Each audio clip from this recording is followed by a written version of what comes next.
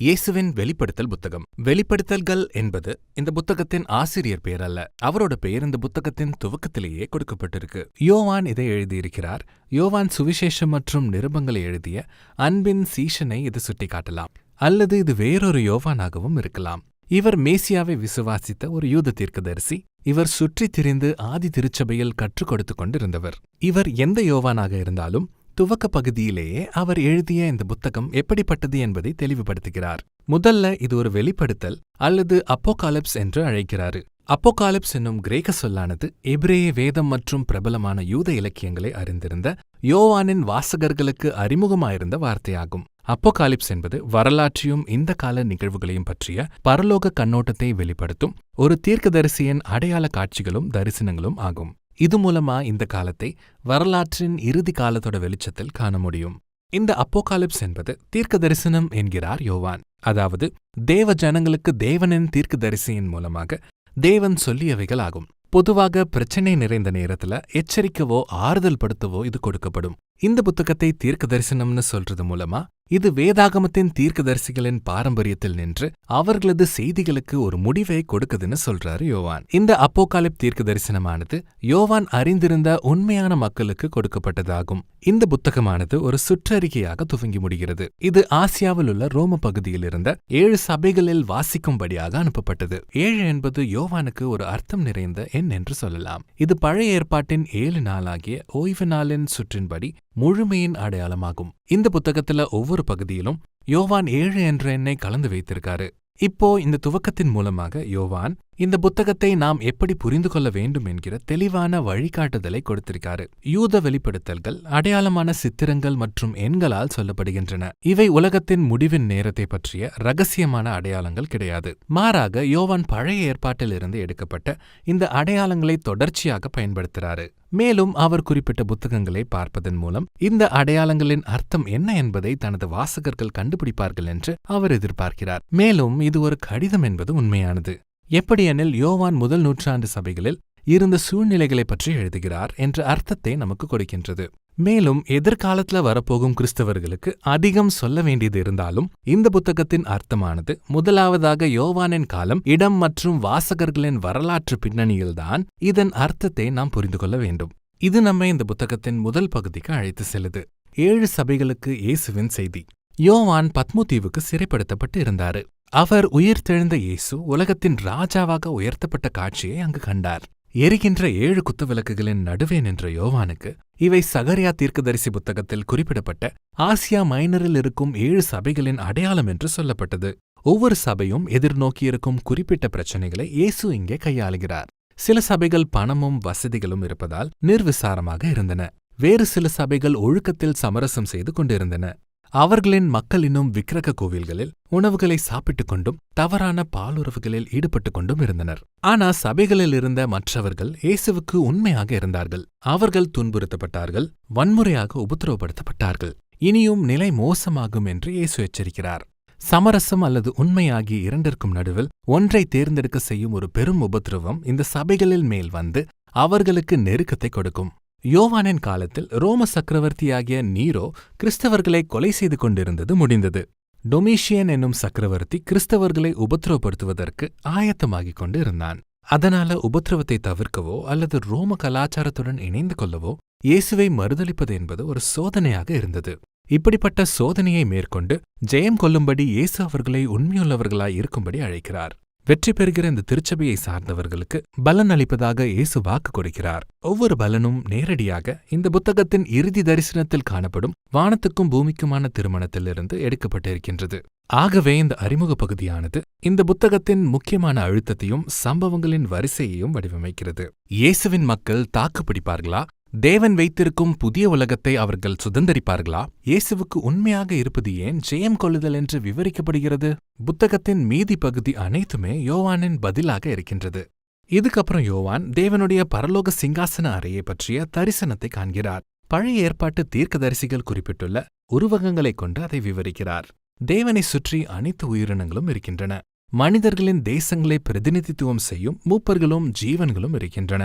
அவங்க உண்மையான ஒரே சிருஷ்டிகராகிய தேவனை பரிசுத்தர் பரிசுத்தர் பரிசுத்தர் என்று மகிமைப்படுத்தி அவருக்கு தங்கள் கனத்தையும் அர்ப்பணிப்பையும் கொடுக்கின்றார்கள். தேவனது கரத்தில் ஒரு புத்தக சுருள் 7 மெழுகு முத்திரையால் மூடப்பட்டதாக இருந்தது. பழைய ஏற்பாட்டின் தீர்க்கதரிசிகளின் செய்தியையும் தானியேலின் தரிசனத்தில் முத்திரை போடப்பட்ட புத்தக சுருளையும் இது அடையாளப்படுத்துகின்றது. இவைகள் யாவும் எவ்வாறு தேவனுடைய ராஜ்யம் பரலோகத்தில் இருப்பது போல பூமியிலும் வரப்போகின்றது என்பதை பற்றியவைகளே. ஆனா இந்த புத்தக சுருளை யாராலும் திறக்க முடியாது என்ற நிலைமையில் இருந்துச்சு. அதாவது யோவான் அதை திறப்பவரை பற்றி கேள்விப்படும் வரை. யூதா கோத்திரத்தின் சிங்கமும் தாவீதின் வேருமானவர் அவர். அவரால் தான் திறக்க முடியும். இவையாவும் பழைய ஏற்பாட்டில் தேவராஜ்யத்தை தனது இராணுவ வெற்றியால் கொண்டுவரப்போகும் மேசியாவான ராஜாவை பற்றிய விவரிப்புகளாகும். இப்போ இதைதான் யோவானும் கேட்கிறார். ஆனா அவர் திரும்பி பார்க்கிறார். அங்கே இருந்தது ஒரு பலவந்தமான சிங்கராஜா அல்ல. இரத்தம் வடிந்து அடிக்கப்பட்ட வண்ணமாயிருக்கிற ஆட்டுக்குட்டியானவர் புத்தக சுருளை திறக்க அங்கே ஆயத்தமாக நின்று கொண்டு இருந்தார். இப்போ இயேசு அடிக்கப்பட்ட வண்ணமாயிருக்கிற ஆட்டுக்குட்டியாக இயேசு அடையாளப்படுத்தப்படுவது இந்த புத்தகத்தை புரிந்து கொள்வதற்கு மிகவும் முக்கியமான அவசியமாகும். பழைய ஏற்பாட்டு வாக்குத்தத்தங்களில் சொல்லப்பட்டிருக்கும் தேவனுடைய எதிர்காலம் வெற்றிகரமான ராஜ்யம் என்பது சிலுவையில் அடிக்கப்பட்ட மேசியாவின் மூலமாக துவக்கப்பட்டது என்று யோவான் சொல்கிறார். இயேசு தனது எதிரிகளுக்காக அவர்கள் மீட்கப்படும்படியாக உண்மையான பாஸ்கா ஆட்டுக்குட்டியாக பலியாகி மரித்ததன் மூலம் அவர்களை வெற்றி கொண்டார். உயிர்த்தெழுதலின் மூலம் சிலுவையில் இயேசுவின் மரணம் ஒரு தோல்வியாக அல்லாமல் சிங்காசனத்தில் வீற்றிருக்கும் வெற்றியாக மாறியது. இவ்வாறுதான் அவர் தீமையை வெற்றி கொண்டார். அப்படியே இந்த தரிசனத்தின் முடிவு ஆட்டுக்குட்டியானவர் சிங்காசனத்தின் மேல் வீற்றிருப்பவருக்கு அருகே நின்று அவர்கள் இருவரும் ஒன்றான உண்மையான படைப்பாளராக மீட்பராக தொழுது கொள்ளப்படுவதுடன் நிறைவடைகிறது.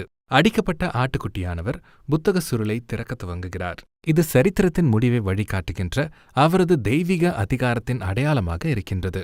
இது இந்த புத்தகத்தின் அடுத்த பகுதிக்கு நம்மை நடத்தி செல்லுது. 3 பகுதிகளாலான 7 முத்திரைகள், 7 எக்காலங்கள், 7 கலசங்கள். ஒவ்வொரு பகுதியும் பரலோகத்தைப் போல பூமியிலும் வரப்போகின்ற தேவனது ராஜ்யத்தையும் நீதியையும் குறிக்குது. இப்போ சிலர் இந்த 3 பகுதிகளாக இருக்கும் 7 தேவ நியாய தீர்ப்புகள் ஒரு வரிசையான நிகழ்வுகள் என்று நினைக்கிறாங்க. இவை ஏற்கனவே நடந்ததாகவோ இப்போ நடக்கின்றதாகவோ அல்லது இனி எதிர்காலத்தில் இயேசு வரும்போது நடக்கப் போகின்றதாகவோ இருக்கின்றன என்று நினைக்கிறாங்க. ஆனா இந்த 7 அம்சங்களையும் யோவான் எவ்வாறாக இணைத்திருக்கிறார்னு கவனியுங்க. இறுதி 7 கலசங்கள் 7வது எக்காலத்திலும் 7வது முத்திரையிலுமிருந்து வருகிறது. 7 எக்காலங்களும் 7வது முத்திரையிலிருந்து வருகிறது. இவை அனைத்தும் வலைப்பின்னலுள்ள பொம்மைகள் போல ஒவ்வொரு 7ம் அடுத்த 7ஐயும் தங்களுக்குள் கொண்டுள்ளன. அவ்வாறே இந்த ஒவ்வொரு 7 வரிசைகளும் இறுதி நியாய தீர்ப்பில் நிறைவடைந்து அவற்றுக்கு பொருத்தமான முடிவுகளையும் கொண்டிருக்கின்றன என்பதை கவனியுங்கள். ஆகவே யோவான் ஒவ்வொரு 7 பகுதியையும் இயேசுவின் உயிர்த்தெழுதலுக்கும் அவரது வருகைக்கும் நடுவில் உள்ள காலத்தை குறிக்க பயன்படுத்துவது போல தோன்றுகிறது. அடிக்கப்பட்ட ஆட்டுக்குட்டியானவர் புத்தக சுருளின் முதல் 4 முத்திரைகளை திறக்க அல்லது உடைக்க துவங்குகிறார். யோவான் 4 குதிரைக்காரர்களை காண்கிறார். இது சகரியா 1ஆம் அதிகாரத்தில் காணப்படும் ஒரு சித்திரமாகும். அவை யுத்த காலம், வெற்றி, பஞ்சம் மற்றும் மரணத்தை குறிக்கின்றன. அதாவது மனித வரலாற்றில் உள்ள விபரீதம் நிறைந்த சோகமான நாளது. அதுக்கப்புறம் 5ஆம் முத்திரையானது தேவனது பரலோக சிங்காசனத்தின் முன் இருக்கும் கொலை செய்யப்பட்ட கிறிஸ்தவ இரத்த சாட்சிகளை குறிக்கின்றது. அவர்களது குற்றமற்ற இரத்தத்தின் கூக்குரலானது தேவனுக்கு முன்பாக சுகந்த வாசனை பலிபீடத்திலிருந்து எழும்பும் புகையைப் போல எழும்புகிறது. அவர்கள் காத்திருக்கும்படி சொல்லப்பட்டது. ஏனென்றால் மேலும் அதிகமான கிறிஸ்தவர்கள் இன்னும் மரிக்க வேண்டும். இது ஏன் என்று நமக்கு சொல்லப்படவில்லை. ஆனா இது என்றென்றைக்கும் தொடராதென்று நமக்கு சொல்லப்பட்டிருக்கு. 6வது முத்திரையானது அவர்களது கூக்குரலுக்கான தேவனது உன்னத பதிலாக இருக்கின்றது. ஏசாயாவிலும் யோவேலிலும் விவரிக்கப்பட்ட கர்த்தருடைய நாளை அவர் கொண்டு வருகிறார். பூமியின் மக்கள் யார் நிலை நிற்கக்கூடும் என்ற உரத்த குரலில் சொல்கிறார்கள். அதுக்கப்புறம் உடனே யோவான் எல்லாவற்றையும் நிறுத்திவிட்டு அந்த கேள்விக்கு பதிலளிக்க ஒரு இடைவெளியை கொடுக்கிறாரு. ஒரு தேவதூதன் முத்திரை மோதிரத்துடன் இந்த பாடுகளையெல்லாம் சகித்திருக்கும் தேவ ஊழியர்கள் மீது பாதுகாப்பு முத்திரையை பதிக்க வருவதை யோவான் காண்கிறார். முத்திரையிடப்பட்டவர்களின் எண்ணிக்கையை அவர் கேட்கிறார். 1,44,000 பேர். இது என்னாகமம் 1ஆம் அதிகாரத்தில் சொல்லப்பட்டது போன்ற ஒரு இராணுவ கணக்கெடுப்பு. இஸ்ரவேலின் 12 கோத்திரங்களிலிருந்து கோத்திரத்திற்கு 12,000 பேராக இருக்கின்றனர். இப்போ நன்றாக கவனியுங்க. இராணுவத்தின் எண்ணிக்கையானது யோவானின் காதில் கேட்டது. யூதாவின் சிங்கம் வெற்றி பெற்றதை அவர் கேட்டது போலவே இதையும் கேட்கிறார். ஆனால் 2 நிகழ்வுகளிலும் பின்னர் அவர் திரும்பி பார்த்தது என்னவெனில் அடிக்கப்பட்ட ஆட்டுக்குட்டியான இயேசுவில் ஆச்சரியப்படும் விதமாக நிறைவேறிய அந்த அடையாளங்களே ஆகும். ஆகவே அவர் இங்கே இந்த தேவராஜ்யத்தினுடைய மேசியாவின் சேனை கூட்டத்தை காணும்போது அது எல்லா தேசத்து மக்களையும் உள்ளடக்கியதாக இருக்கிறது. இது ஆதி காலத்தில் ஆபிரகாமுக்கு தேவன் கொடுத்த வாக்குத்தத்தத்தை நிறைவேற்றுவதாக இருந்தது. இந்த பல இனத்தார் அடங்கிய ஆட்டுக்குட்டியானவரின் சேனை கூட்டம்தான் தேவனுக்கு முன்பாக நிற்க முடியும். ஏனென்றால் அவர்கள் அனைவரும் ஆட்டுக்குட்டியானவரின் இரத்தத்தால் மீட்கப்பட்டிருந்தார்கள். இப்போ அவர்கள் வெற்றி கொள்ளும்படி அழைக்கப்படுகிறார்கள். தங்கள் எதிரிகளை அழிப்பதினால் அல்ல, ஆட்டுக்குட்டியானவரைப் போல பாடுகளை சகித்து சாட்சியாய் வாழ்வதினால். இதுக்கப்புறம் 7ஆவதும் இறுதியானதுமான முத்திரை உடைக்கப்படுகிறது. ஆனால் அந்த புத்தக சுருள் திறக்கப்படுவதற்கு முன் 7 எச்சரிக்கையின் எக்காலங்கள் வருகின்றன. பலிபீடத்திலிருந்து நெருப்பு எடுக்கப்படுகிறது. இது இரத்த சாட்சிகளின் கூக்குரலையும் அது பூமியின் மேல் அனுப்பப்படுவதையும் கர்த்தருடைய நாள் அதன் முழுமைக்குள் வருவதையும் அடையாளப்படுத்துகின்றது. இப்போ 7 எக்காலங்களையும் கொண்டு யோவான் மீண்டும் ஒரு சம்பவத்தை சொல்றாரு. இப்போது யாத்ராகமத்தின் அடையாளங்களை பயன்படுத்துகிறார். முதல் 5 எக்கால தொனிகளும் எகிப்தின் மீது அனுப்பப்பட்ட வாதைகள் மீண்டும் வருவதாக காண்பிக்கப்படுகின்றன. அடுத்து 6வது எக்காலமானது முதல் 4 முத்திரைகளில் இருந்து வந்த 4 குதிரைக்காரர்கள் அனுப்பப்படுவதை குறிக்கிறது. ஆனா அப்புறம் யோவான் நமக்கு சொல்கிறார், இந்த வாதைகள் எல்லாவற்றிற்கும் மத்தியிலும் யாத்ராகமத்தில் பார்வோன் செய்தது போல தேசங்கள் மனம் திரும்பவில்லை. ஆகவே தேவனது நியாய தீர்ப்பு மாத்திரம் மக்கள் தங்களை தாழ்த்தி அவருக்கு முன்பாக மனம் திரும்புவதற்கு கொண்டுவரப் போவதில்லை என்று இதிலிருந்து தெரிகிறது. யோவான் செயல்பாடுகளை மீண்டும் நிறுத்திவிட்டு மறுபடியும் ஒரு இடைவேளை கொடுக்கிறார். ஒரு தேவதூதனானவர் ஆட்டுக்குட்டியானவரால் திறக்கப்பட்ட புத்தக சுருளை கொண்டு வருகிறார். எசேக்கியேலைப் போலவே யோவானும் அந்த புத்தக சுருளை சாப்பிடும்படியாகவும் அதன் செய்தியை தேசங்களுக்கு சொல்லும்படியாகவும் கட்டளை கொடுக்கப்பட்டது. இறுதியாக ஆட்டுக்குட்டியானவரின் புத்தக சுருளானது திறக்கப்பட்டு தேவராஜ்யமானது எப்படி இந்த உலகத்திற்கு வரும் என்பதை நாம் காணப்போகிறோம். 2 அடையாளமான தரிசனங்களால் புத்தக சுருளில் இருந்தவை சொல்லப்படுகின்றன. முதல்ல யோவான் தேவனுடைய ஆலயத்தை காண்கிறார். பலிபீடம் அருகே இரத்த சாட்சிகள் நிற்கிறதையும் காண்கிறார். அவர்களை அளந்து தனியே வைக்கும்படி யோவானுக்கு சொல்லப்படுகிறது. இது சகரியா 2ஆம் அதிகாரத்திலிருந்து எடுக்கப்பட்ட பாதுகாப்பின் சித்திரமாகும். ஆனா அதுக்கப்புறம் நகரத்தின் வெளிப்புறமானது தேசங்களால் மிதிக்கப்பட்டதால் அது கணக்கில் எடுத்துக்கொள்ளப்படவில்லை. இப்போ இது எருசலேமின் அழிவை அப்படியே குறிப்பதாக சிலர் நினைக்கிறாங்க. இது ஏற்கனவே நடந்ததாகவோ இனி நடக்கப் போவதாகவோ இருக்கலாம் என்கிறார்கள் இவர்கள். ஆனால் யோவானோ இயேசுவையும் அவருடைய அப்போஸ்தலர்களின் பாரம்பரியத்தையே பின்பற்றுவதாக தெரிகிறது. இவர்கள் புதிய தேவாலயத்தை தேவனது புதிய உடன்படிக்கையின் மக்களுக்கு அடையாளமாக பயன்படுத்தினார்கள். அப்படின்னா இது இயேசுவை பின்பற்றுபவர்கள் தேசங்களால் உபத்திரவப்படுவதன் அடையாளமாக இருக்கு. ஆனால் இந்த வெளிப்புறமான தோல்வியானது ஆட்டுக்குட்டியானவரின் மூலமாக அவர்கள் பெறும் வெற்றியை மறுக்க முடியாது. புத்தக சுருளின் 2ஆம் தரிசனத்தில் இந்த கருத்து விரிவடைகிறது. தேவன் 2 சாட்சிகளை தேசங்களுக்கு தீர்க்க தரிசன பிரதிநிதிகளாக நியமிக்கிறார். மேலும் இந்த ஒருமுறை சிலர் இது எதிர்காலத்தில் ஒரு நாளில் அப்படியே வரப்போகும் 2 தீர்க்கதரிசிகளை குறிப்பதாக நினைக்கிறார்கள். ஆனால் யோவான் இவர்களை விளக்குத்தண்டுகள் என்கிறார். இது திருச்சபைகளை குறிக்கும் தெளிவான அடையாளங்களில் ஒன்றாகும். அதனால இந்த தரிசனமானது இயேசுவை பின்பற்றுபவர்களின் தீர்க்க தரிசன பணியை குறிப்பதாகவே இருக்கு. இவங்க மோசே அல்லது எலியாவின் பங்கை ஏற்று விக்கிரக வணக்கம் செய்யும் தேசங்களையும் அதன் அதிபதிகளையும் உண்மையான ஒரே தேவனிடம் திரும்பும்படி அழைக்க வேண்டியவர்கள் ஆவார்கள். ஆனால் பின்னர் திடீரென ஒரு பயங்கரமான மிருகம் தோன்றுகிறது. தானியேல் 7ஆம் அதிகாரத்தை நினைவில் கொள்ளுங்கள். அது அந்த 2 சாட்சிகளை வென்று அவர்களை கொன்று போடுகிறது. ஆனால் பின்னர் தேவன் அவர்களை மீண்டும் உயிர்த்தெழ வைக்கிறார். அந்த 2 சாட்சிகளை துன்புறுத்தியவர்கள் முன்பாக கனப்படுத்துகிறார். இதனுடைய இறுதி விளைவு என்னவென்றால் தேசங்கள் இறுதியில் மனம் திரும்பி கர்த்தருடைய நாளில் தங்களை படைத்த தேவனுக்கு மகிமையை செலுத்துகிறார்கள். இப்போ சிறிது நிறுத்தி இதுவரை நடந்ததை சிந்தித்து பார்ப்போம். முத்திரைகள் எக்காலங்கள் மூலமாக வெளிப்பட்ட தேவனது எச்சரிப்பின் நியாய தீர்ப்புகள், யாத்ராகமத்தின் வாதைகள் பார்வோனின் இருதயத்தை கடினப்படுத்தியது போலவே இங்கே தேசங்களின் நடுவே மனம் திரும்புதலை கொண்டு வரவில்லை.